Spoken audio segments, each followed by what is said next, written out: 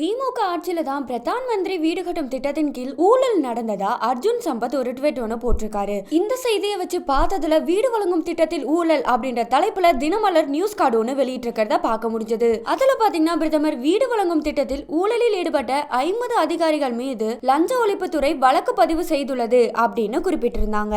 ஆனா இது எந்த காலகட்டத்துல நடந்தது அப்படின்ற எந்த ஒரு விவரமும் அந்த நியூஸ் கார்டுல இல்ல. இந்த ஊழல் வழக்கு சம்பந்தமா தீக்கதிர், இந்த தமிழ் திசை போன்ற ஊடக செய்தி ஒன்று வெளியிட்டிருக்காங்க. 2016-2020 வரையிலான காலகட்டத்தில் நடைபெற்ற பணிகளில் ஊழல் நடந்துள்ளதா தமிழ்நாட்டில் பல்வேறு பகுதிகளை சார்ந்த ஊரக வளர்ச்சி மற்றும் பஞ்சாயத்து துறை சார்ந்த 50 அதிகாரிகள் மீது லஞ்ச ஒழிப்பு துறையினர் வழக்கு பதிவு செஞ்சுள்ளதா செய்தியாகவும் வெளியாயிருக்கு. சோ ஊழல் நடந்ததா குறிப்பிடப்பட்ட 2016-2020 காலகட்டத்தில் தமிழ்நாட்டில் அதிமுக தான் ஆட்சியில இருந்தாங்க. திமுக ஆட்சியிலே கிடையாது. ஆனா அர்ஜுன் சம்பத் திமுக ஆட்சி காலத்துல தான் ஊழல் நடந்ததா சொல்லி தவறா பரப்புறாங்க.